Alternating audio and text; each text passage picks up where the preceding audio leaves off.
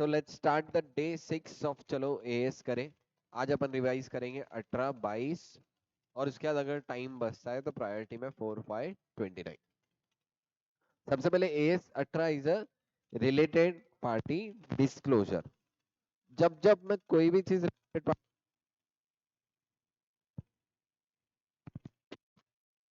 Hello, हाँ, अब देखो एएस 18 में मैं जब जब रिलेटेड पार्टी के साथ ट्रांजैक्शन कर रहा हूँ, सबसे पहले तो ये इसमें अपन देखेंगे रिलेटेड पार्टी कौन कौन है, कौन कौन मेरे लिए रिलेटेड पार्टी रहेगी। और सेकंड थिंग देखने वाले, अगर रिलेटेड पार्टी है तो उसके रिगार्डिंग क्या क्या डिस्क्लोजर्स देने हैं। अब देखो, ध्यान देना, इतना इंपॉर्टेंट क्यों है रिलेटेड पार्टी। इतना इंपॉर्टेंट मेरे लिए इसलिए क्योंकि जहां जहां रिलेटेड पार्टी है, क्या अपने रिलेटिव के साथ अपन मिलकर गड़बड़ या फ्रॉड कर सकते हैं क्या? यस।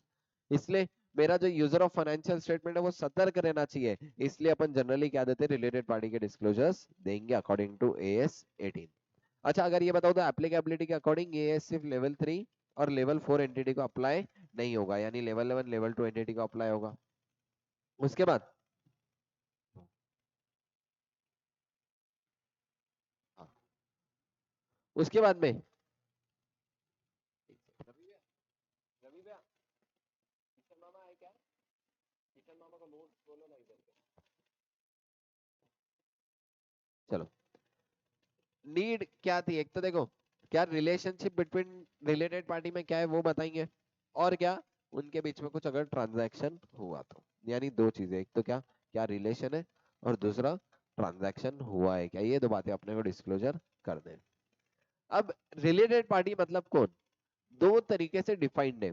एक तो अगर मेरा किसी के ऊपर भी कंट्रोल है तो वो मेरी रिलेटेड पार्टी हो गई, और दूसरा क्या पता हुआ है, सिग्निफिकेंट इन्फ्लुएंस। बोलो बराबर है क्या? रिलेटेड पार्टी दो तरीके से डिफाइंड है, where one party has power to control, यानी पहला पॉइंट क्या था, कंट्रोल, और दूसरा पॉइंट क्या था, significant influence at any time during the year. पूरे साल भर में कोई भी पॉइंट पे अगर मेरा कंट्रोल आ गया, सिग्निफिकेंट इन्फ्लुएंस होगा, तो क्या वो मेरे लिए रिलेटेड पार्टी हो गई क्या? यस। देखो ध्यान देना, कोई भी टाइम पे, जरूरी नहीं है पूरे साल भर, अगर कोई भी पॉइंट पे अगर एक बार भी अगर रिलेटेड पार्टी क्लासिफाई हो गया तो मेरे लिए रिलेटेड पार्टी रहेगी क्या? यस, क्योंकि क्या बोला हुआ है, at any time during the period. बोलो बराबर है क्या? यस। देखो वापिस से दो बातें हैं, फिर क्या क्या दो बातें, एक तो है कंट्रोल और दूसरा है सिग्निफिकेंट इन्फ्लुएंस। दो चीजें अपने को पढ़ना भी है, एक तो कब कब कौन से केस में सिनारियो में कंट्रोल रहेगा, और दूसरी चीज पढ़ना है कौन से सिनारियो में सिग्निफिकेंट इन्फ्लुएंस रहेगा। बोलो बराबर है क्या? यस। देखो, what is the meaning of control, कब मैं बोलूंगा कि मेरा कोई पर्टिकुलर कंपनी पे या कोई पर्टिकुलर जगह पे मेरा कंट्रोल है, तो इसके लिए सबसे पहली कंडीशन है वोटिंग पावर 50% और मोर रहना। देखो 50% के ऊपर मेरा वोटिंग पावर है, यानी मैं कोई भी ऑर्डिनरी रेजोल्यूशन तो ऐसे ही पास कर सकता। बोलो बराबर या नहीं? यस। यानी मेरा वो कंपनी के ऊपर क्या है, कंट्रोल है। बोलो बराबर है क्या? देखो, where one party has more than 50% of voting power. अच्छा, if any of the following condition is satisfied then considered as control, मतलब सिर्फ 50% के ऊपर वोटिंग पावर है क्या, मेरा कंट्रोल आ जाएगा क्या? यस। देखो पहला पॉइंट क्या है, कंट्रोल के लिए any of the following condition, तीनों में से एक भी कंडीशन सेटिस्फाई हो गई तो मेरा कंट्रोल मान लूंगा। सबसे पहली कंडीशन क्या थी, वोटिंग पावर 50% से ज्यादा। सेकेंड कंडीशन क्या है, where one party has power to compose governing body of another, मतलब मैं कोई कंपनी के बोर्ड ऑफ डायरेक्टर्स अपॉइंट कर सकता। अगर कंपनी के बोर्ड ऑफ डायरेक्टर ही मैं अपॉइंट कर रहा हूँ तो मेरे बोले हुए 5 बंदे बोर्ड ऑफ डायरेक्टर के बोर्ड में, अच्छा डिसीजन कौन फाइनल करेगा, बोर्ड ऑफ डायरेक्टर। यानी अगर कोई कंपनी के बोर्ड ऑफ डायरेक्टर मैं कंपोज कर सकता हूँ, यानी गवर्निंग बॉडी मैं कंपोज कर रहा हूँ, तो क्या मेरा ऑटोमेटिकली कंट्रोल है क्या? यस। यानी एक तो क्या वोटिंग पावर 50% से ज्यादा, दूसरा क्या है, power to compose governing body. बोलो बराबर है क्या? उसके बाद नेक्स्ट क्या है, where one party has substantial interest. देखो बहुत स्टूडेंट्स का कंफ्यूजन रहता है सब्सटैंशियल इंटरेस्ट और सिग्निफिकेंट इन्फ्लुएंस, क्या सर दोनों सेम है या अलग अलग है? अलग अलग है। यहाँ पे किसकी बात किया, सब्सटैंशियल इंटरेस्ट, सिग्निफिकेंट इन्फ्लुएंस पूरा अलग से पढ़ने वाले, अभी किसका कौन सा पॉइंट पढ़ रहे हैं, कंट्रोल। अब देखो यहाँ पे दो बातें, कब एक तो मेरा क्या रहना चाहिए, सब्सटैंशियल इंटरेस्ट रहना, and power to direct financial या ऑपरेटिंग पॉलिसी। देखो यहाँ पे दो बातें बोला, एक तो मेरा क्या रहना, सब्सटैंशियल इंटरेस्ट भी रहना, प्लस यहाँ पे कौन सी power, power to direct financial या ऑपरेटिंग पॉलिसी में, जैसे फाइनेंशियल पॉलिसी बोलूंगा वही बोर्ड एक्सेप्ट करेंगे, या मैं जो ऑपरेटिंग पॉलिसी बोल रहा वही ऑपरेटिंग पॉलिसी फाइनलाइज हो रही। हाँ?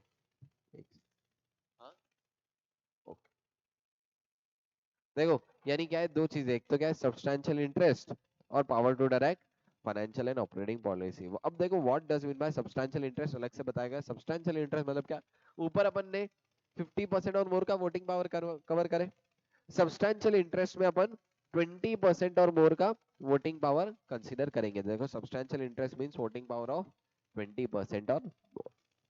यानी देखो कोई भी कंपनी के ऊपर कब मैं बोलूंगा मेरा कंट्रोल है, या कब कोई भी अदर पर्सन मेरे लिए रिलेटेड पार्टी रहेगा, एक तो क्या है वोटिंग पावर 50% के ऊपर है, दिमाग लगाने की जरूरत है क्या, नहीं है। बोर्ड ऑफ डायरेक्टर ही मैं अपॉइंट कर रहा, मतलब गवर्निंग बॉडी में बना रहा, दिमाग लगाने की जरूरत है क्या नहीं, डायरेक्टली क्या हो गया, रिलेटेड पार्टी। तीसरा पॉइंट क्या है, देखो ध्यान देना, वेरी वेरी इंपॉर्टेंट, क्या है, सब्सटैंशियल इंटरेस्ट प्लस फाइनेंशियल या ऑपरेटिंग पॉलिसी बनाना। अब देखो यहाँ पे सिर्फ सब्सटैंशियल इंटरेस्ट, सिर्फ 20% से ज्यादा वोटिंग पावर काफी है क्या, उसके साथ एक और पावर रहनी चाहिए, कौन सी, power to direct financial and operating policy, दोनों का कॉम्बिनेशन मिलाऊंगा तब मैं बोलूंगा कंट्रोल है। देखो वापिस से, सब्सटैंशियल इंटरेस्ट मतलब क्या, 20% और मोर। अच्छा, power to direct means sharing board meeting, board meeting मेरे बोलने पे हो रही है। And power to compose means to appoint और remove the director of the entity, बोले मैं नीचे का उसी पॉइंट में एक्सप्लेन किया। देखो कंट्रोल, तीन कंडीशन में से एक भी कंडीशन सेटिस्फाई तो मैं क्या बोलूंगा, कंट्रोल आ गया, मेरा कंट्रोल आ गया। तो अच्छा कंट्रोल आने से होगा क्या, जो मैं बोलूंगा सामने वाला वही सुनेगा।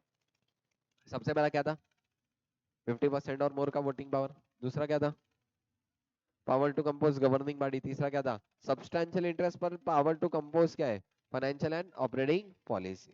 अच्छा, सब्सटैंशियल इंटरेस्ट मतलब क्या, 20% और मोर, बोलो बराबर है क्या, यस। Next, significant influence. अब देखना ध्यान देना, सिग्निफिकेंट इन्फ्लुएंस मतलब क्या, कहीं भी ये तीन अगर कंडीशन सेटिस्फाई हुए तो मेरा क्या रहेगा, सिग्निफिकेंट इन्फ्लुएंस। अब देखो significant influence means power to participate in operating and financial policy. Sir तुम बोलेंगे ये पॉइंट तो सिमिलर टू द कंट्रोल का पॉइंट नंबर 3 है, ऐसा लग रहा है क्या, तो इसका आंसर इज नहीं। यहाँ पे सिर्फ क्या बोला, power to participate in operating and financial policy.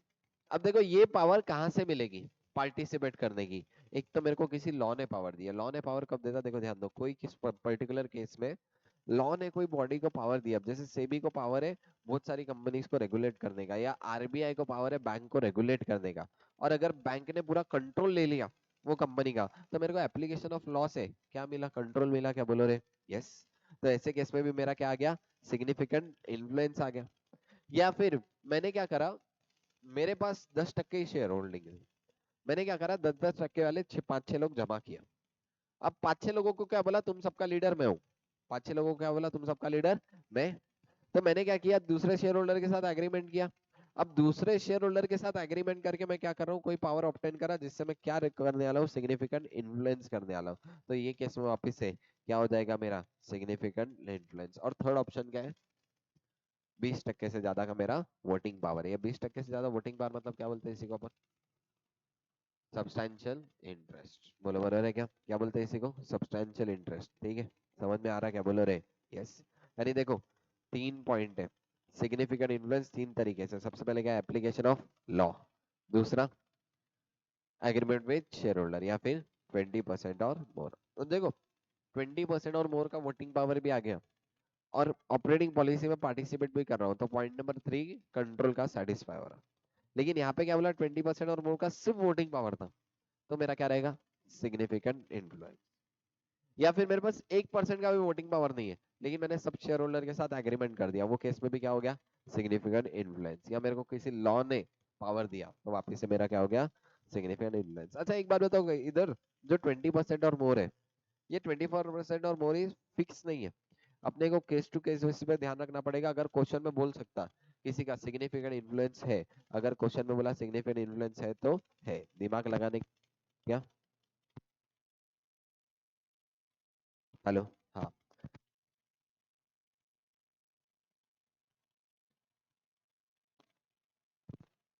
Hello, हाँ, अगर क्वेश्चन में,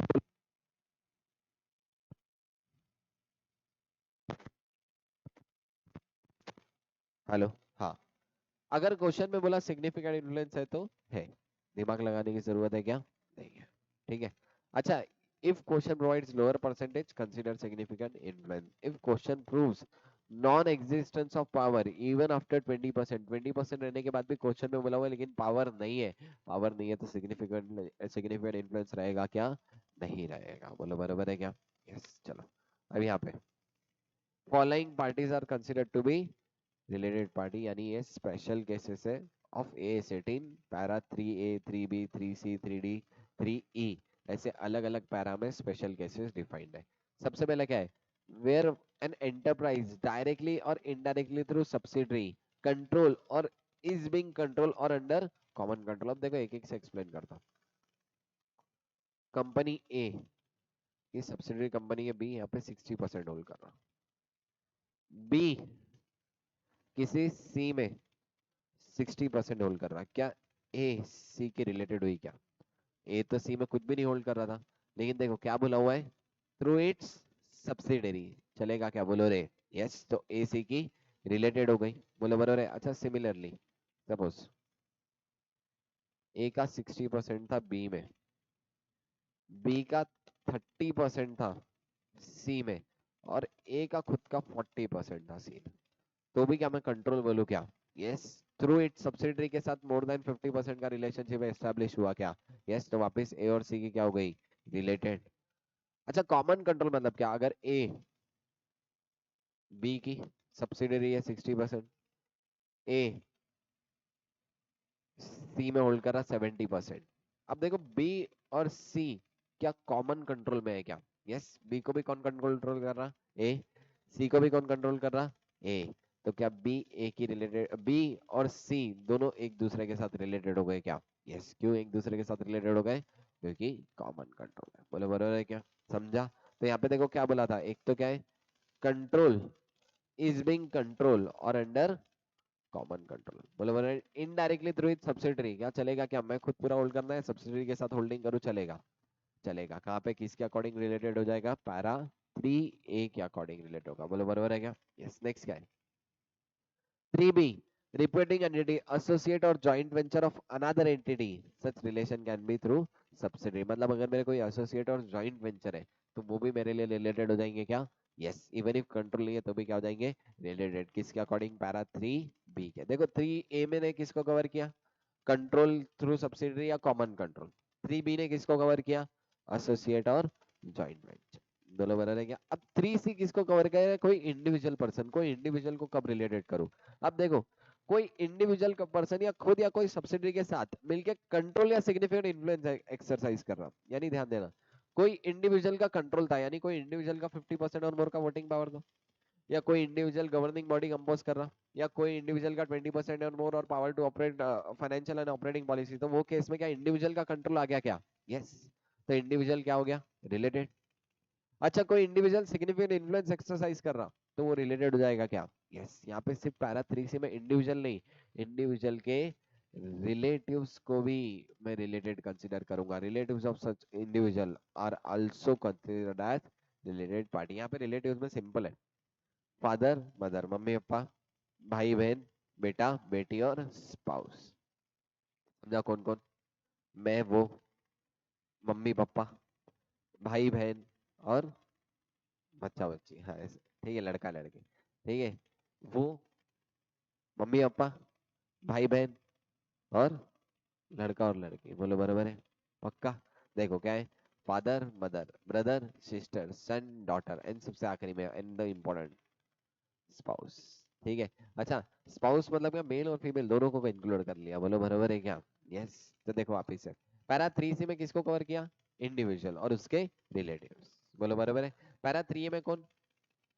कॉमन कंट्रोल या फिर control through subsidiary. Para 3B में associated joint venture. Para 3C में इंडिविजुअल को कवर किया और उसके रिलेटिव। पैरा 3D में किसको इंक्लूड किया? की मैनेजमेंट या एम्प्लॉइज ऑफ द एंटिटी जो इंपॉर्टेंट है, जैसे डायरेक्टर हो गया, कंपनी का सीईओ हो गया, सीएफओ हो गया, क्या ये सब भी रिलेटेड हो जाएंगे क्या? बोलो रे यस। अच्छा तो यहाँ पे देखो उनके रिलेटिव भी कवर होंगे क्या?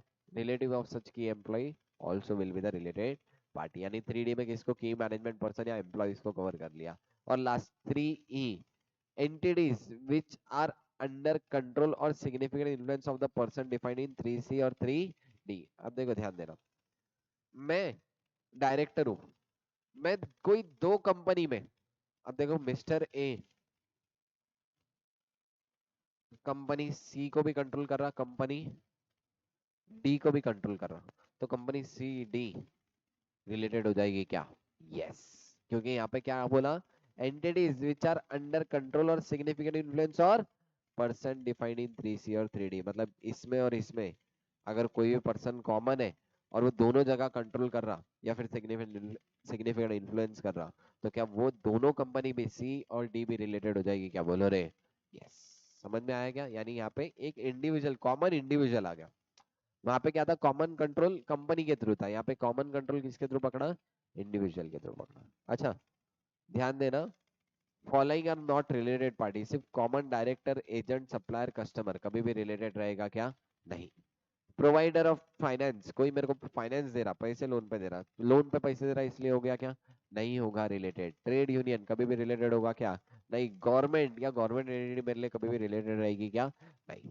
अच्छा, लेकिन प्रोवाइडर ऑफ फाइनेंस ऐसा है कि उससे उसको पावर मिली है, power to compose governing body, किसी ने मेरे को 70% लोन दिया और मैंने उसको पावर दे दिया, ठीक है मेरी गवर्निंग बॉडी तू ही बनाना, ऐसे केस में उसके पास पावर है, वैसे केस में रिलेटेड होगा क्या? यस। जनरल सिनारियो में रिलेटेड होगा क्या? नहीं। In following cases related party disclosure are not required. अब देखो, जहाँ पे बिजनेस एथिक्स के अगेंस्ट है तो रिलेटेड पार्टी डिस्क्लोजर नहीं दोगे तो भी चलेगा। ऐसा हो सकता ना, मेरा कोई पर्सन है जिसका मेरे को नाम बताना नहीं है, मेरे बिजनेस एथिक्स के अलग अगेंस्ट हो जाएगा, वैसे केस में मैं रिलेटेड पार्टी डिस्क्लोजर नहीं दूं तो चलेगा क्या? यस। और सेकंड क्या है, जहाँ पे ट्रांजैक्शन एलिमिनेट होने वाला है कंसोलिडेट फाइनेंशियल स्टेटमेंट में। अब तुम देखो कंसोलिडेट फाइनेंशियल स्टेटमेंट में कंपनी ए कंपनी बी की सब्सिडरी थी, लेकिन जब मैं सीएफएस बनाऊंगा तो सब्सिडरी के भी पूरे ट्रांजैक्शन इंक्लूड कर लूंगा, वैसे केस में रिलेटेड पार्टी डिस्क्लोजर देने की जरूरत है क्या? नहीं है। यानी सीएफएस में जो ट्रांजैक्शन एलिमिनेट हो रहे थे वो ट्रांजैक्शन का डिस्क्लोजर नहीं दिए तो भी चलेगा। बोले बराबर है क्या? यस। उसके बाद नेक्स्ट क्या हो गया, रिलेटेड पार्टी डिस्क्लोजर कब कब देना है, ध्यान देना।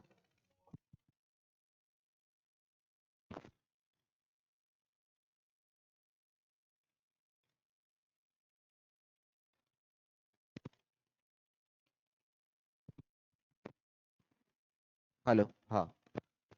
सबसे पहले तो तुमको देखना है क्या during the year related party के साथ कुछ ट्रांजैक्शन है या नहीं है।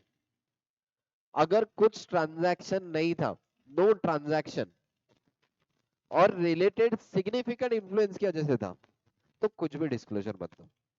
सिग्निफिकेंट इन्फ्लुएंस मतलब कम वाली थी या ज्यादा वाली थी? कम वाली थी, याद है क्या?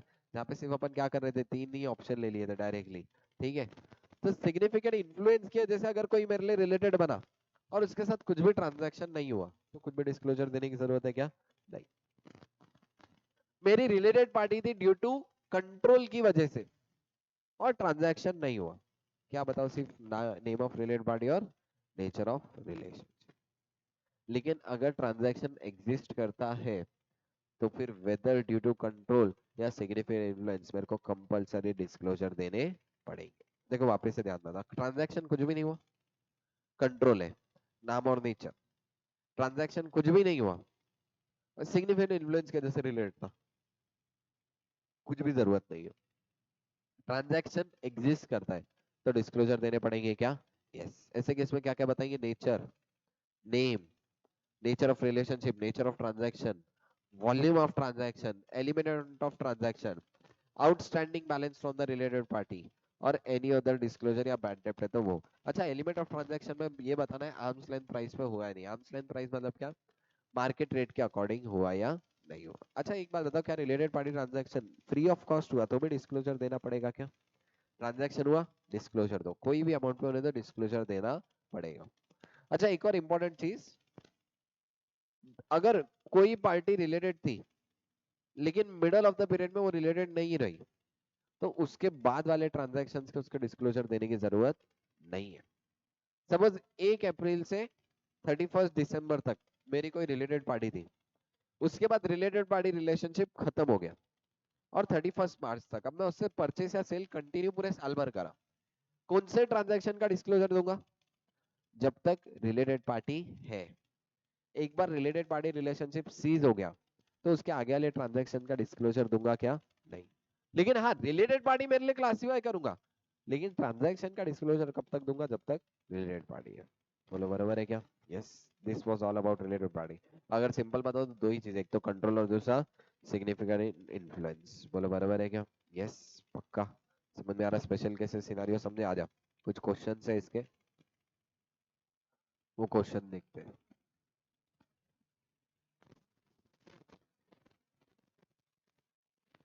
AS 18, देखो ध्यान देना। A Limited enters into an agreement with Mr. Bhola for running a business for a fixed amount payable for a later year. The contract states that day-to-day management of business will be handled by Mr. Bhola. अब देखो, day-to-day activity Mr. Bhola manage करने वाला है. While all financial and operating policy decisions are taken on board of director of the company. Financial और operating policy कौन decide कर रहे हैं? Board. अच्छा एक बात हो, तो क्या mister Bhola board of director है क्या? नहीं। Mister Bhola does not have any voting power in a limited. अपने को क्या बताना है? How about transaction will be treated at the closing date. Related party है या नहीं बताना है। अब तुम बताओ मिस्टर भोला रिलेटेड पार्टी है क्या? बोलो। कंट्रोल वाली देखो, कंट्रोल वाली तीन कंडीशन, क्या 50% और मोर आ रहा क्या? नहीं। Power to compose governing body आ रहा क्या? नहीं। 20% और मोर का वोटिंग पावर है क्या? नहीं। सिग्निफिकेंट इन्फ्लुएंस की कंडीशन देख लो, सिग्निफिकेंट लॉ ने दिया क्या? नहीं। और उसके बाद अदर एग्रीमेंट के साथ नहीं हुआ। 20% और मोर का फिर से था क्या? नहीं। तो मिस्टर भोला रिलेटेड पार्टी है क्या? नहीं है रिलेटेड पार्टी।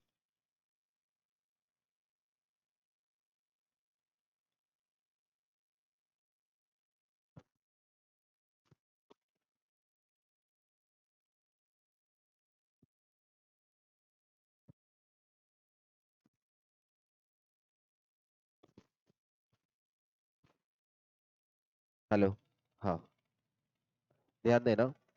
मिस्टर भोला रिलेटेड पार्टी है क्या? अगर रिलेटेड पार्टी नहीं है तो रिलेटेड पार्टी डिस्क्लोजर पे देने की जरूरत नहीं है। यहाँ तक समझा? Mister Manoj a relative of key management person, relative of KMP, क्या रिलेटेड रहेगा क्या? Yes. Received a remuneration of 3,50,000 for his services in a company for a period 1st April to 30th June. On 1st July he left his services. अब उसने 1st जुलाई को services छोड़ दिया। कब तक के डिस्क्लोजर देने की जरूरत है? कब तक दूंगा? 30 जून। सबसे पहले तो क्या मिस्टर मनोज रिलेटेड रहेगा क्या? यस। क्यों, कौन से पैरा केस है? Para 3D। देखो 3A क्या था? सब्सिडरी के साथ वाला। 3B associate joint venture. 3C individual और 3D की मैनेजमेंट पर्सन। बोलो बोले, यानी 3D के अकॉर्डिंग रिलेटेड रहेगा। कब तक के डिस्क्लोजर करने पड़ेंगे? 30 जून। देखो यहाँ पे इसका देखना, mister Bhola will not considered as related party. और ये देखो यहाँ पे ध्यान देना, Shri Manoj is a KMP should be identified as a related party for the disclosure in financial statement. Also he received the remuneration for his services in the company from 1st April to 30th June. बोलो बोले, यानी 30 जून तक के मेरे को क्या देने पड़ेंगे? डिस्क्लोजर्स देने पड़ेंगे। बोलो क्लियर है? आगे बढ़ो, नेक्स्ट क्वेश्चन। यस चलो नेक्स्ट क्या है? Will transaction with the related party for services provided free of cost required to be disclosed? बोलो। यस, फ्री ऑफ कॉस्ट दिया तो भी डिस्क्लोजर देने पड़ेंगे क्या? Yes. A Limited as a corporate communication department which centralize the public relation function for a whole group of A Limited and its subsidiary. No charges levied by the A Limited on subsidiary. अब subsidiary को कुछ भी charges नहीं लिए। Stand alone financial statement में disclosure देने पड़ेंगे क्या? बोलो रे। यस। क्यों? सब्सिडियरी है, रिलेटेड पार्टी ट्रांजैक्शन हो गया, फ्री ऑफ कॉस्ट हुआ तो भी डिस्क्लोजर देने हैं क्या? यस, क्योंकि ट्रांजैक्शन को हुआ था। This transaction would require disclosure under AS 18 in standalone financial statement. बोले बनेगा ट्रांसफर और रिलीज हुआ, hence it will consider related party will require to disclosure in the financial statement of A Limited. क्या related party disclosures देने पड़ेंगे क्या? बोलो रे। यस। अच्छा, अगर इसकी कंसोलिडेटेड बनाऊंगा तो डिस्क्लोजर दूंगा क्या? कंसोलिडेटेड बनाऊंगा तो डिस्क्लोजर नहीं आएंगे, क्योंकि ए ने सब्सिडरी के साथ जो भी ट्रांजैक्शन किया वो तो ऑटोमेटिकली एलिमिनेट हो जाएंगे ना। यस, तो वैसे केस में फिर डिस्क्लोजर्स जाएंगे क्या? CFS बनाते टाइम नहीं जाएंगे, लेकिन SFS जब ए लिमिटेड की सेपरेट फाइनेंशियल स्टेटमेंट बना रहा हूँ वो केस में डिस्क्लोजर्स जाएंगे। बोलो क्लियर है? यस। यहाँ पे अपना रिलेटेड पार्टी के दो क्वेश्चन हुए। कुछ क्वेश्चन मॉड्यूल में कंपनी वाले वो क्वेश्चंस इंपॉर्टेंटली देख के जाना। कंपनी में वहाँ पे मॉड्यूल के क्वेश्चन में चार्ट बने हुए हैं, ठीक है, तो वैसे भी रेफर कर सकते हो, मेरी क्वेश्चन बैंक से भी रेफर कर सकते हो। बोले समझा क्या? रिलेटेड पार्टी में कुछ भी डाउट? No doubt. एक 2 मिनट का ब्रेक लेके आगे बढ़ेंगे, है ना।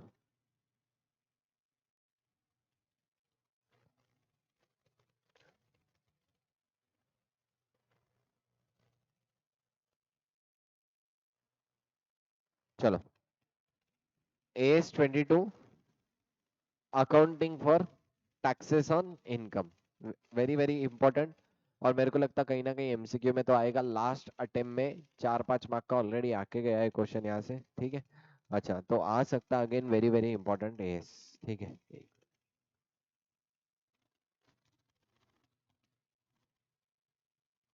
आज कि माइक बहुत सता रहा, आज माइक की भी इच्छा है क्लास नहीं होना, मेरी इच्छा है क्लास होना।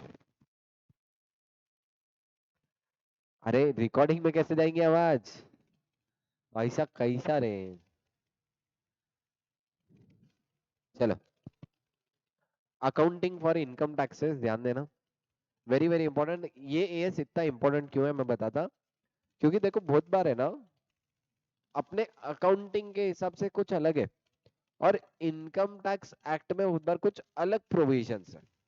जैसे बहुत बार डेप्रिसिएशन अपन अकाउंट्स में कैसे एसएलएम या डब्ल्यूडी मेथड से फॉलो करते, बोला बराबर है। लेकिन अपन जब अकाउंट्स में करते थे यूजफुल लाइफ को बेसिस रख के, लेकिन इनकम टैक्स में अपने उनके रेट फिक्स है, और वो लोग वही रेट के हिसाब से क्या बनाते, टैक्सेस अप्लाई करेंगे। अब एक चीज ध्यान देना, उनके हिसाब से डिप्रेशन अलग है, अपने हिसाब से डिप्रेशन की अमाउंट अलग है।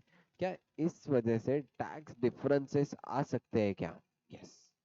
और वही डिफरेंसेस की किस तरीके से अकाउंटिंग करना है, उसलिए ये एएस बना, AS 22 accounting for income taxes. और ऐसे बहुत सी जगह पे अलग अलग तरीके से डिफरेंसेस है। जैसे बहुत बार मैंने किसी पर्सन का टीडीएस डिडक्ट नहीं किया, वो मेरे को फिर इस साल अलाउ होता क्या एक्सपेंस बोल के? नहीं, कब अलाउ होगा?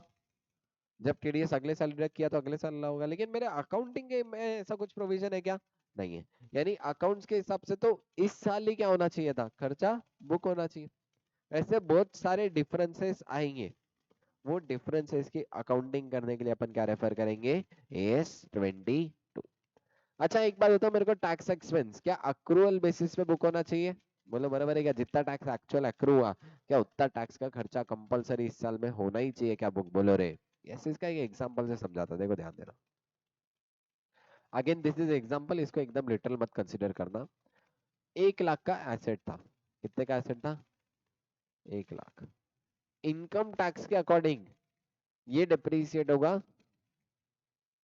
20% SLM, ठीक है। जस्ट एग्जाम्पल है, तो बोलेंगे सर 20% तो रेट ही नहीं है, एग्जाम्पल है।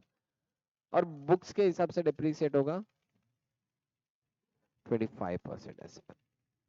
अब देखो ऐसे इंडिविजुअल ईयर में फिर डिप्रिसिएशन कितना आएगा, देखो depreciation as per IT, depreciation as per books,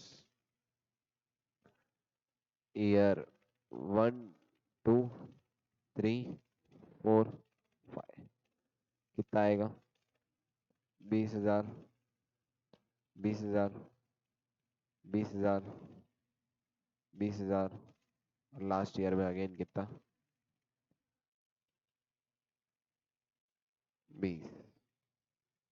लेकिन बुक्स के हिसाब से 25, 25, 25, 25, 0। अब देखो डिफरेंस कितने कितने का है, पहले 20 - 25 - 5, बोलो बराबर है। 20 - 25 - 5, 20 - 25 - 5, 20 - 25 - 5, लेकिन यहाँ पे पॉजिटिव 20 का डिफरेंस आ गया। क्या एट द एंड डिफरेंस क्या हो गया बताओ? एट द एंड डिफरेंस क्या हो गया? 0 हो गया क्या? बोलो रे मेरा difference, yes eight the and अगर मैं सबका टोटल करूं तो डिफरेंस मेरा क्या हो जाएगा? 0 हो जाए। बोलो बराबर है क्या? Yes. अब देखो इससे फर्क क्या पड़ेगा, मेरे बुक्स में डिप्रिशिएशन 25 था, यानी बुक्स में एक्सपेंस ज्यादा है। बुक्स में डिप्रिशिएशन कितना था? 25। लेकिन एक्चुअल में इनकम टैक्स पे डिप्रिशिएशन कितना लो हुआ? 20,000, यानी इनकम टैक्स पे डिप्रिशिएशन कम, इनकम टैक्स में डेप्रिसिएशन कम तो खर्चे कम, खर्चे कम तो इनकम टैक्स में टैक्स ज्यादा आएगा। बोलो बराबर है क्या? यस, देखो बुक्स में टैक्स कम आ रहा लेकिन एक्चुअल में टैक्स ज्यादा पे करना है। सपोज यहाँ पे वही है टैक्स रेट 30%, तो 30% से कितना कितना निकालूंगा, मतलब 5,000 का 30%, 1,500, 1,500, 1,500, 1,500, और यहाँ पे पूरा रिवर्स हो जाएगा। कितने का रिवर्स होगा? 6,000 पूरा रिवर्स हो गया, एट द एंड 0 हो गया। बोलो बराबर है क्या? अब इसको अपन क्या बोलते हैं पता है? अब यहाँ पे देखो मैंने टैक्स क्या फ्यूचर ईयर में डेफर कर दिया क्या? यस। देखो 20,000 इनकम टैक्स के अकॉर्डिंग कर रहा, बुक्स के हिसाब से कम टैक्स पे करना चाहिए था, एक्चुअल में ज्यादा पे कर रहा, यानी क्या मेरा टैक्स डेफर होते जा रहा है क्या? बोलो रे। यस, इसी को बोलते हैं डेफर्ड टैक्स। क्या बोलते हैं? Deferred tax. जहाँ पे कहीं पे भी टाइमिंग डिफरेंस है, इनकम टैक्स के हिसाब से 20 और बुक्स के हिसाब से 25, तो कितने का डिफरेंस हो गया? 5,000 का डिफरेंस होगा क्या? बोलो रे। यस, ये डिफरेंस है इसके ऊपर, टाइमिंग डिफरेंस है इसके ऊपर, क्या बनता? Deferred tax. अब देखो डेफर्ड टैक्स भी दो तरीके से, एसेट भी है और लायबिलिटी भी है। एसेट मतलब क्या? बोलो। फ्यूचर में पैसे आना बाकी है, फ्यूचर में मेरे को बेनिफिट मिलेगा, मतलब एसेट। फ्यूचर में पैसे ज्यादा देने पड़ेंगे, मतलब लायबिलिटी। अब यहाँ पे क्या हो रहा, देखो ध्यान देना। ईयर 1 में एक्सपेंस इनकम टैक्स में 20,000 ही मिला, यानी टैक्स ज्यादा पे करूंगा रियलिटी में या कम? ज्यादा। ईयर 1, 2, 3, 4 चारों साल में टैक्स क्या पे कर रहा हूँ? ज्यादा टैक्स पे कर रहा हूँ, ज्यादा टैक्स पे कर रहा हूँ, यानी मेरे को फिफ्थ ईयर में क्या कम टैक्स पे करना पड़ेगा क्या? यस, क्योंकि फिफ्थ ईयर में अगर तुम देखेंगे बुक्स के हिसाब से कितनी अमाउंट है? 0। बुक्स में से तो कुछ खर्चा ही नहीं है, कुछ खर्चा नहीं लेने के बाद भी टैक्स पे करना पड़ा है क्या? क्या नहीं, क्योंकि 20,000 बाद में यूटिलाइज आने वाले हैं। तो ये केस में क्या बनेगा? Deferred tax asset. क्या बनेगा? Deferred tax asset. देखो कोई भी डिफरेंस की वजह से, कोई भी डिफरेंस की वजह से फ्यूचर में टैक्स कम पे करना है, तो डेफर्ड टैक्स एसेट क्या बनेगा? देखो कोई भी डिफरेंस की वजह से फ्यूचर में टैक्स कम पे करना है, तो क्या बनेगा? Deferred tax asset. जैसे यहाँ पे अभी ज्यादा पे कर रहा हूँ, ईयर 1, 2, 3, 4 में ज्यादा पे कर रहा हूँ, अच्छा टैक्स ज्यादा पे क्यों? एक्सपेंस कम तो टैक्स ज्यादा। बोले बोले एक्सपेंस कम तो टैक्स ज्यादा। बोले बोले रे क्या? अब इनकम टैक्स में एक्सपेंस कम मिल रहा, इसका मतलब क्या? डेफर्ड टैक्स एसेट बनना चाहिए, क्योंकि इनकम टैक्स में अभी खर्चा कम मिल रहा, इन फ्यूचर उसका कभी ना कभी तो बेनिफिट मिलेगा। यानी इनकम टैक्स में भी एक्सपेंस कम है, इनकम टैक्स में एक्सपेंस कम है, यानी इसका मतलब क्या है? मेरे पॉइंट ऑफ व्यू से टैक्स में ज्यादा पे कर रहा हूँ, और ज्यादा टैक्स पे करने का बेनिफिट मेरे को कब मिलेगा? फ्यूचर में। तो यहाँ पे क्या बनेगा मेरा? Deferred tax asset. बोलो बराबर है क्या? यस। अच्छा, अगर मैं यही सिनारियो को उल्टा कर दूं, ये बुक्स के हिसाब से और ये आईटी के हिसाब से, तो फिर क्या हो रहा? मेरे को ज्यादा डिप्रिशिएशन मिल रहा है, इनकम टैक्स के हिसाब से 25 का डिप्रिशिएशन मिला, लेकिन एक्चुअली मिलता कितना? बुक्स के हिसाब से तो 20 का मिलता। अब 25 का मिला बोल के मैंने कम टैक्स पे किया, अगर कम टैक्स पे किया तो फ्यूचर में ज्यादा पे करना पड़ेगा, फिर क्या बनेगी? Deferred tax liability. बोलो बनेगा? यानी सिंपल है, अगर मैं प्रेजेंट में कम टैक्स पे कर रहा हूँ तो डेफर्ड टैक्स लायबिलिटी, क्योंकि फ्यूचर में ज्यादा पे करना पड़ेगा। अभी मैं ज्यादा पे कर रहा हूँ तो मेरे लिए क्या बनेगा? Deferred tax asset. बोलो बराबर है क्या? यस। अच्छा, इसमें और कंपैरिजन है, ध्यान देना। अगर मेरे बुक्स में एसेट, अगर मेरे इनकम टैक्स में एसेट की कैरिंग वैल्यू ज्यादा है, कहाँ पे? इनकम टैक्स में एसेट की कैरिंग वैल्यू ज्यादा है, तो again that is deferred tax asset. देखो एसेट की कैरिंग वैल्यू ज्यादा, क्या बनेगा? एसेट। अगर इनकम टैक्स में एसेट की कैरिंग वैल्यू कम है, तो बनेगी डेफर्ड टैक्स लायबिलिटी। बोलो बराबर है क्या? यस। अगर इनकम टैक्स में लायबिलिटी की कैरिंग वैल्यू ज्यादा है, किसकी कैरिंग वैल्यू ज्यादा है? लायबिलिटी, तो क्या बननी चाहिए? Deferred tax liability. लेकिन अगर इनकम टैक्स में लायबिलिटी की कैरिंग वैल्यू कम है, तो क्या बनेगा? Deferred tax asset. बोल किसके अकॉर्डिंग कंपेयर कर रहे हैं? Income tax. एसेट और लायबिलिटी में भी इजी, रटने का पॉइंट बहुत इजी है। वापिस से, मेरे इनकम टैक्स के अकॉर्डिंग एसेट की कैरिंग वैल्यू ज्यादा, तो क्या? Deferred tax asset. अगर मेरे इनकम टैक्स में एसेट की वैल्यू कम, डेफर्ड टैक्स लायबिलिटी। मेरे इनकम टैक्स में एसेट की कैरिंग, लायबिलिटी की कैरिंग वैल्यू ज्यादा, डेफर्ड टैक्स लायबिलिटी। मेरे इनकम टैक्स में लायबिलिटी की carrying value come, the deferred tax asset. अब एक्सपेंस में, इनकम टैक्स में खर्चा ज्यादा मिल रहा, खर्चा ज्यादा मिल रहा मतलब टैक्स कम, टैक्स कम तो डेफर्ड टैक्स, टैक्स कम तो डेफर्ड टैक्स लायबिलिटी, टैक्स कम पे कर रहा तो deferred tax liability. Income tax में खर्चा कम मिल रहा, खर्चा कम मिल रहा मतलब टैक्स ज्यादा पे करना पड़ेगा, यानी डेफर्ड टैक्स एसेट बनेगा। बोलो बराबर है क्या? पक्का? यस। कंपैरिजन धीरे धीरे, यस क्लियर है। आगे ध्यान दो, ध्यान देना, पहले यहाँ तक पूरा पढ़ लेते। देखो ध्यान देना, ऑब्जेक्टिव ऑफ एस 22 क्या है? To apply accrual concept on tax effect. इसमें दो तरीके के टैक्सेस निकालेंगे, करंट टैक्स और डेफर्ड टैक्स। बोलो बराबर है क्या? अकाउंटिंग इनकम क्या रहेगी? अकाउंटिंग इनकम के ऊपर मतलब प्रॉफिट बिफोर टैक्स जो मेरा बुक्स ऑफ अकाउंट के हिसाब से आया। टैक्सेबल इनकम मतलब क्या? इनकम किसके हिसाब से आई? इनकम टैक्स लॉस के हिसाब से। बोलो बराबर है क्या? इनकम टैक्स के हिसाब से अलग इनकम आ सकती है, और अकाउंटिंग इनकम अपन नॉर्मल जो अक्रूवल कॉन्सेप्ट लगा रहे वैसे आएगा। डेफर्ड टैक्स दो तरीके के रहेंगे, डेफर्ड टैक्स एसेट या डेफर्ड टैक्स लायबिलिटी। जो किसके बनेगा? मेरा टाइमिंग डिफरेंसेस पे। बोलो मैंने डेफर्ड टैक्स एसेट या लायबिलिटी कैसे बनाते हैं? Timing difference into regular tax rate. बोलो मैंने क्या? करंट टैक्स मतलब क्या? अभी जितना एक्चुअल में टैक्स लॉस के हिसाब से टैक्स लग रहा। टैक्स एक्सपेंस कैसे निकालूंगा? करंट टैक्स प्लस और माइनस डेफर्ड टैक्स, या टैक्स एक्सपेंस डायरेक्टली मेरी अकाउंटिंग इनकम, उसके ऊपर टैक्स रेट मल्टीप्लाई करे तो मेरा आ जाएगा जो भी तुम्हारा टैक्स आए। बोले बराबर है क्या? यस। टाइमिंग डिफरेंस मतलब क्या? देखो अब दो तरीके के डिफरेंस है। टाइमिंग डिफरेंस मतलब जो फ्यूचर में जाके रिवर्स होंगे, जैसे अभी डिप्रेशन वाला एग्जांपल दिया, लेकिन कुछ कुछ डिफरेंसेस ऐसे रहते हैं जो इन फ्यूचर में कभी रिवर्सल नहीं होते।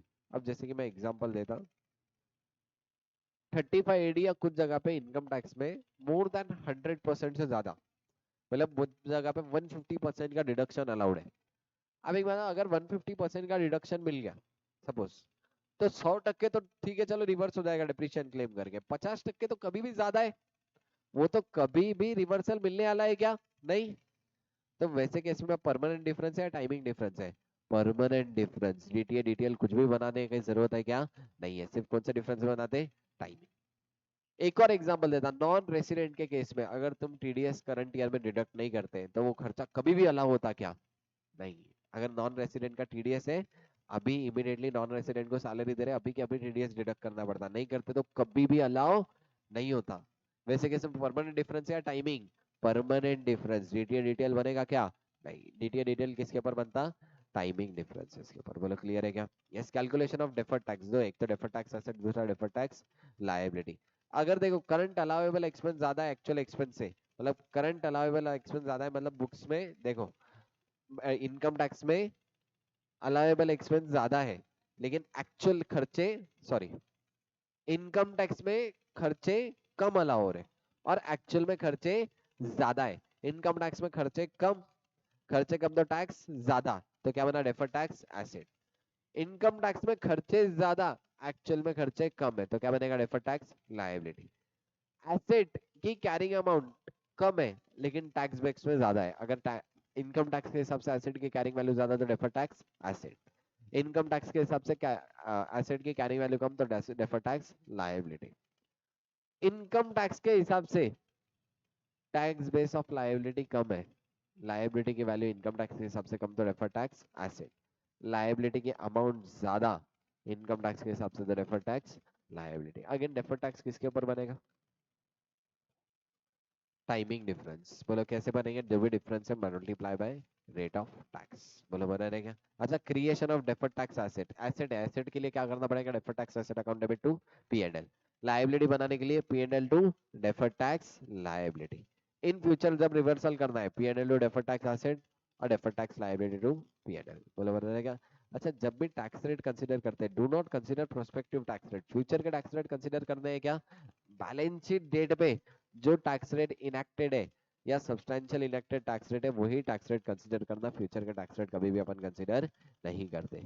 डीटीए डीटीएल कहाँ बनाएगा? अगर एसेट है तो नॉन करंट एसेट में, लायबिलिटी है तो नॉन करंट लायबिलिटी में। बोलो बना रहे क्या? ये सच जर्नल एंट्री में टैक्स एक्सपेंस का अपन ने ऊपर एक्चुअल टैक्स एक्सपेंस का एट द एंड इफेक्ट दिखना चाहिए। पी एंड एल में कैसे बताऊंगा? PBT less tax minus current tax plus और minus deferred tax. Balance sheet में नॉन करंट लायबिलिटी में deferred tax liability, non current asset में डेफर्ड टैक्स एसेट। बोलो बना क्या? एग्जांपल्स है यहाँ पे। disallowance under section 43B, depreciation allowance 35 AD, unamortized preliminary expenses, ये सब तुम्हारे इनकम टैक्स में टाइमिंग डिफरेंस का अलाउंस है। परमानेंट डिफरेंस भी यहाँ पे बोला, डोनेशन कभी अलाउ नहीं होता, या पर्सनल एक्सपेंस ऑफ प्रमोटर कभी भी अलाउ होगा क्या इनकम टैक्स में? नहीं। बोलो बराबर है क्या? यस। प्रूडेंस लिमिट, ये बहुत इंपॉर्टेंट है। डेफर्ड टैक्स लायबिलिटी बना रहे, मतलब फ्यूचर में तुमको पैसे देने हैं, तो ऐसे केस में कोई प्रूडेंस रिक्वायरमेंट है क्या? नहीं। लेकिन डेफर्ड टैक्स एसेट बना रहे, मतलब फ्यूचर में पैसे आना है, तो जब आना है तब प्रूडेंस कॉन्सेप्ट क्या बोलता है? प्रॉफिट कब रिकॉग्नाइज करते जब होगा। तो डेफर्ड टैक्स एसेट मतलब अपन क्या बोल रहे हैं? फ्यूचर में पैसे आना है। ये कैसे क्वेश्चन मार्क क्या रहेगा कि भाई एक्चुअल में आएंगे या नहीं, बेनिफिट आएगा या नहीं।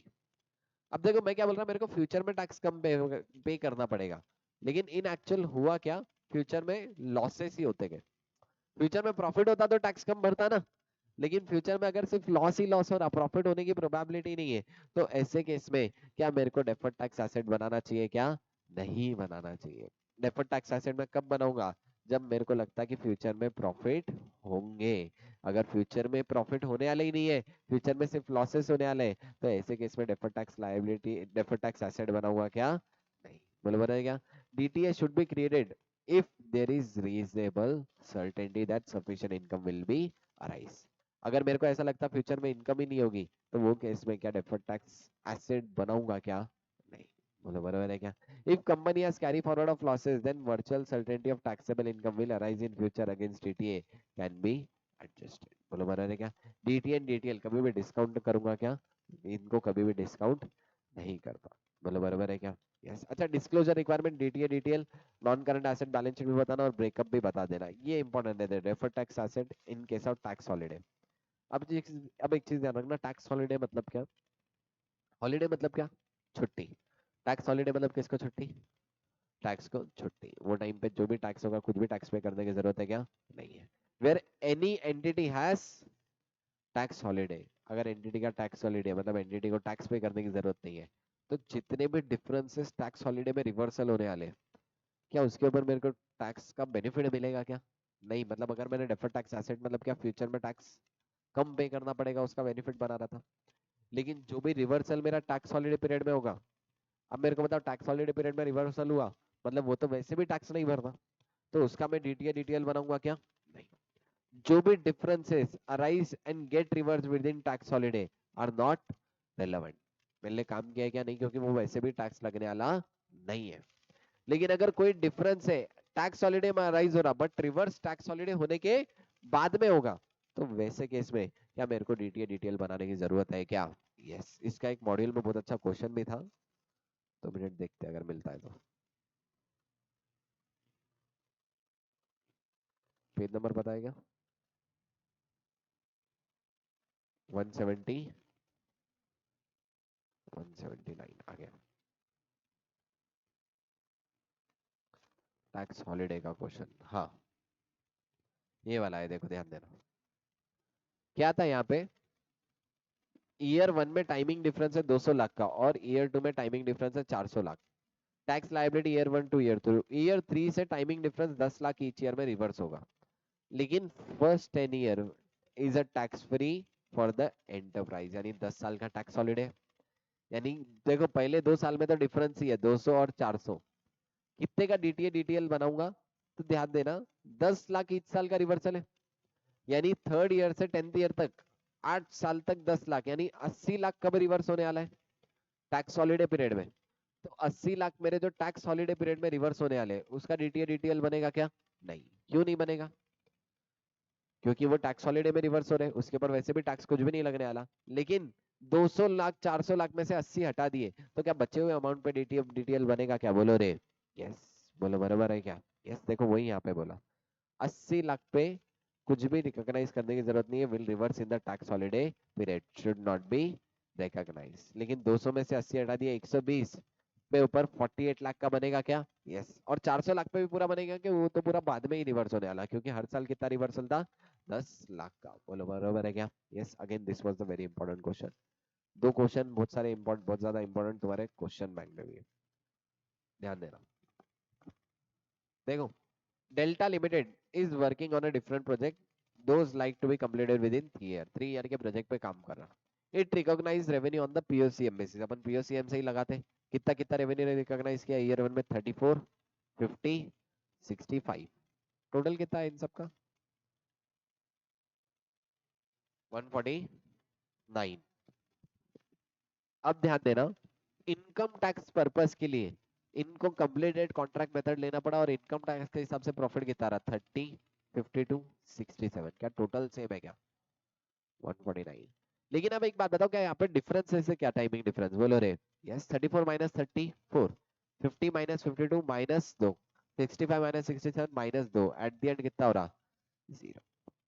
अब देखो यहाँ पे डिफर्ड टैक्स एसेट है या लायबिलिटी है? देखो ध्यान देना, अकाउंट्स के हिसाब से प्रॉफिट 34, यानी अकाउंट्स के हिसाब से टैक्स ज्यादा, लेकिन एक्चुअल में क्या कम पे कर रहा हूँ या ज्यादा? कम पे कर रहा हूँ। तो डिफर्ड टैक्स एसेट होगा या लायबिलिटी? लायबिलिटी होगी। टैक्स रेट 30% है, कितने कितने बनेगी? 4 का 30%, 1.2। लेकिन यहाँ पे 0.6, 0.6 तुम्हारी डिफर्ड टैक्स लायबिलिटी रिवर्स हो जाएगी। बोलो बराबर है क्या? समझा? देखो इनका भी यही आया क्या?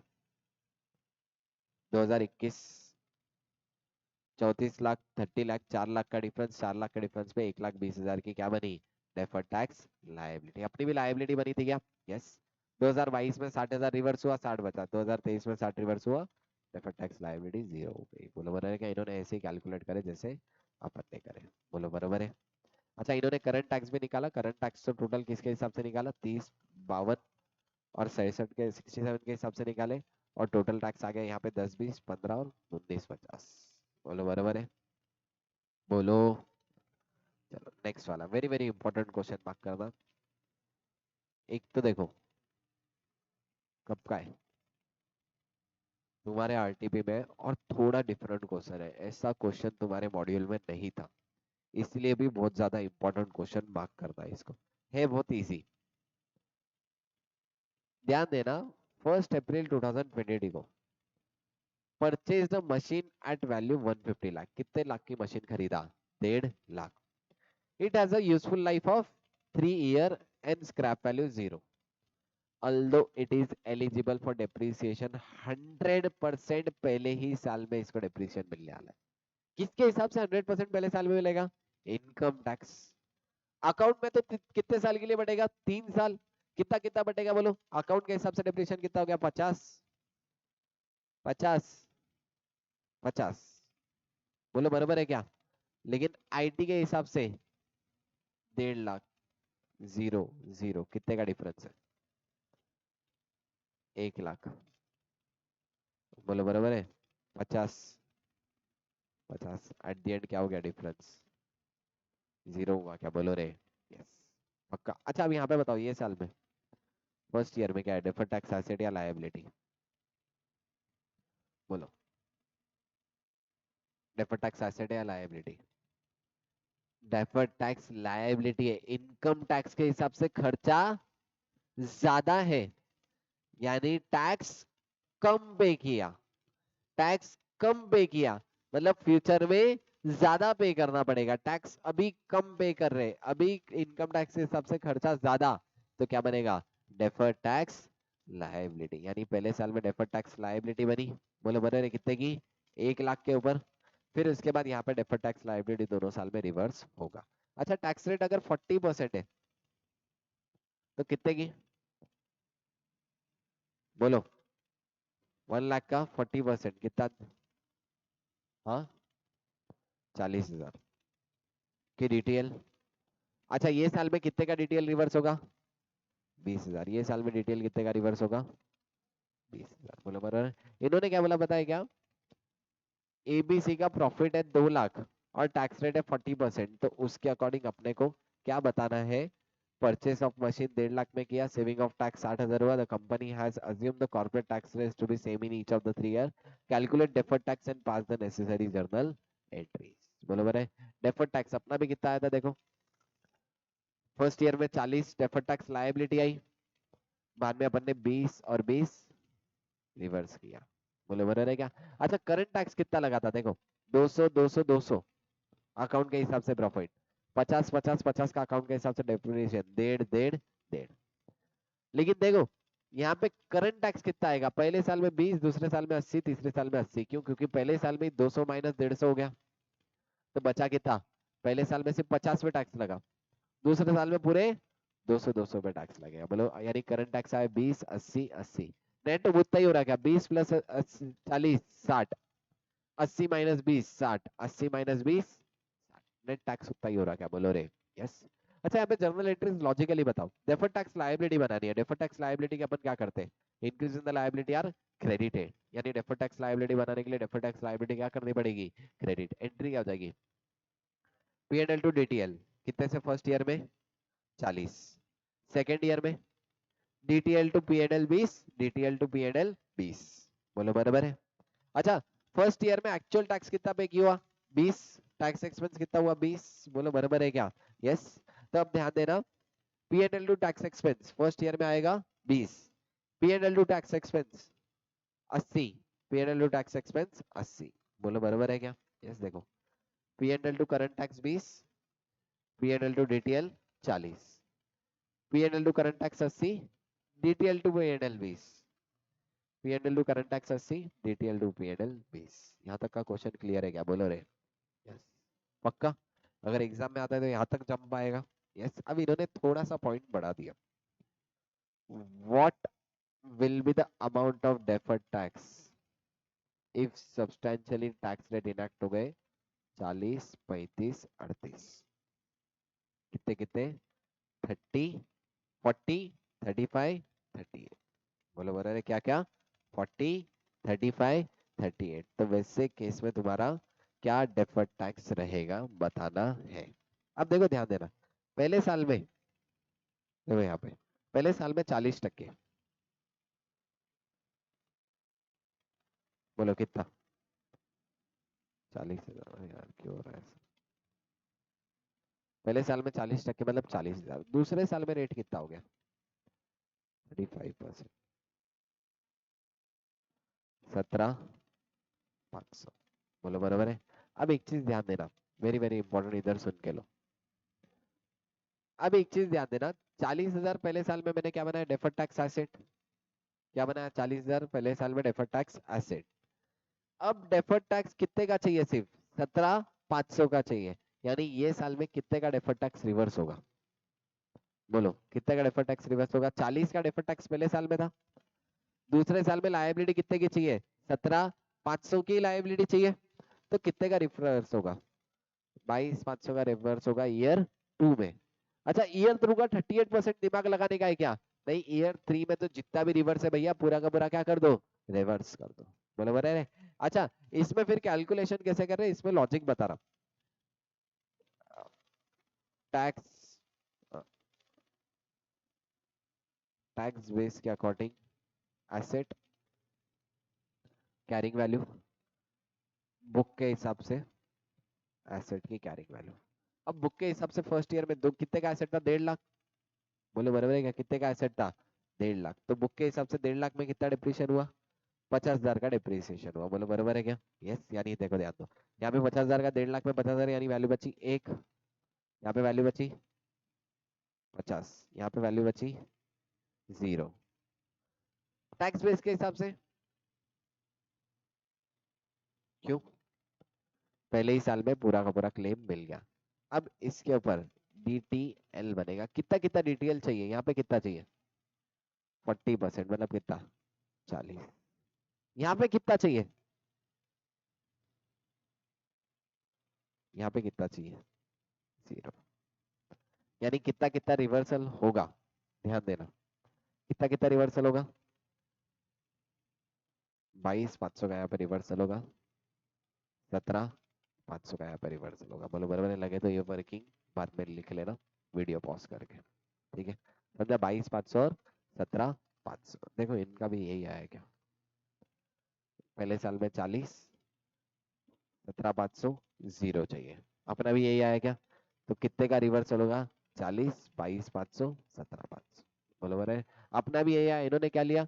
लाइबिलिटी का वैल्यू 1,50,000 जीरो, 40, 35, 38 जीरो, 17,540 चाहिए। अब पहले साल में 40 चाहिए था, 40 का 40 बना। दूसरे साल में कितना चाहिए था?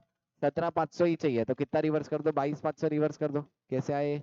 40 माइनस 17,500 बचा कितना? 22। यहाँ पे पूरा का पूरा बैलेंस 17,500 क्या कर दो? रिवर्स। बोलो अपना भी इतना ही आया क्या? बोलो रे आंसर। यस, और इनका भी इतना ही आया। यहाँ पे देखो दो तरीके से पूछा था, पहले वाला अलग, दूसरा अलग। Very very important question, mark करके रखना, एग्जाम में आ सकता है। बोलो बराबर है क्या? यस। अच्छा, डेफर्ड टैक्स में अभी रिवीजन में एक चीज बाकी है अपनी, मैट वाला कॉन्सेप्ट छोड़ के आए। What does mean by Matt? बहुत बार गवर्नमेंट क्या बोलती है, तुम्हारे लॉस है फिर भी टैक्स भरो, यानी मिनिमम अल्टरनेट टैक्स। ऐसे केस में टैक्स एक्सपेंस कैसे निकालना पता है क्या? सिंपल चीज, डेफर्ड टैक्स प्लस मैट का टैक्स। सिंपल, क्या बताता? डेफर्ड टैक्स प्लस मैट का टैक्स। इन्होंने थोड़ा अलग formula, amount to be debited P&L, current tax plus deferred tax plus MAT tax minus current tax. अब एक बात है, ये माइनस और ये प्लस तो कट हो गया, यानी इनडायरेक्ट फॉर्मूला क्या बना? Deferred tax plus MAT. For presentation के लिए ऐसे ही बताओ, current tax plus deferred tax plus MAT tax into current tax. अच्छा, टैक्स एक्सपेंस कैसे निकलता? Current tax plus deferred tax. Tax expense accounting profit into tax percentage. अब accounting profit into tax percentage लगाया तो मेरा क्या निकल गया? टैक्स एक्सपेंस आ गया। करंट टैक्स तुम्हारे पास रहेगा। करंट टैक्स कैसे निकालेंगे? Profit as per income tax act into tax percent, तो दोनों का डिफरेंस क्या आ जाएगा? Deferred tax. मैट टैक्स कैसे निकालूंगा? मैट टैक्स किसके ऊपर लगता? Book profit. बोलो बोलो, मैट टैक्स किसके ऊपर लगता? Book profit. टोटल टैक्स कैसे निकलता? Accounting profit. और इनकम टैक्स कैसे निकलता? टैक्सेबल इनकम, मतलब tax income, income as per IT act. बोलो क्लियर है क्या? इसके ऊपर एक क्वेश्चन है मैट का, बुक में वो वाला क्वेश्चन करा था। मैट का क्वेश्चन नंबर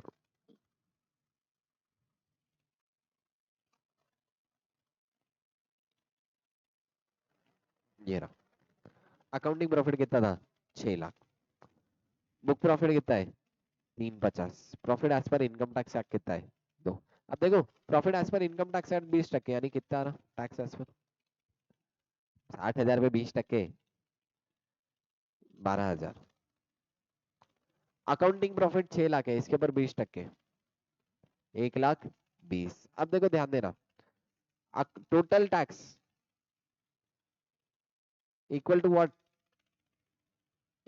क्या था? एक्चुअल टैक्स, मतलब करंट टैक्स।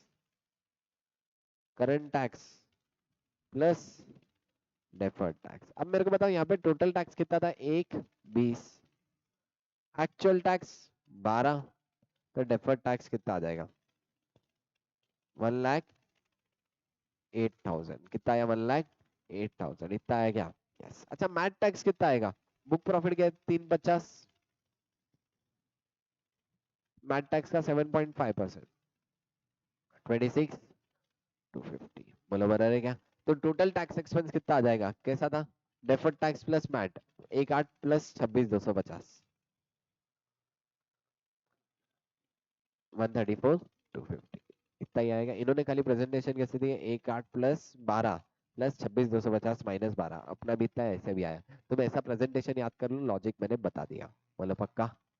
क्लियर है क्या? बोलो रे यस। खाली मैट किसके ऊपर लगता? Book profit. Total tax accounting profit पे, इनकम टैक्स पे इनकम टैक्स का प्रॉफिट, और बैलेंसिंग फिगर ऐसे क्वेश्चन में क्या निकाल लेना? डेफर्ड टैक्स निकाल लेना। बोलो बोलो क्लियर? यहाँ पे कौन सा रिवीजन खत्म हुआ? बोलो AS 22 का रिवीजन खत्म हुआ। बोलो बराबर है क्या? यस। तो आज क्या करते हैं, देखो अपना ऑलरेडी कितना हो चुका है? अपना ऑलरेडी ये पूरे ये सपने हो गए, और ये दो गए। बाकी क्या? एप्लीकेबिलिटी, फ्रेमवर्क, डिस्क्लोजर, 4, 5, 29, 24, 25 सब छोटे छोटे। 4, 5, 29 मैक्स टू मैक्स 1 घंटा, ये जाएंगे मेरे 5, 10, 10 मिनट, 30 मिनट, और ये 10, 10 मिनट। तो ऐसे कल 1, 1.5 घंटे 2 घंटे में हो जाएगा। और कल संडे भी है, तो अपन 2 घंटे बैठ के पूरा कंप्लीट कर देंगे। बोलो यहाँ तक कोई भी डाउट, एनी अड़चन, प्रॉब्लम? No problem. तो फिर यहाँ पे अपन क्या करते हैं, आज का रिवीजन अपन इतने पे एंड करते, कल अपन फिर से कंटिन्यू करेंगे। बोलो बराबर है? और कल will be the last day of चलो एएस करें, ठीक है।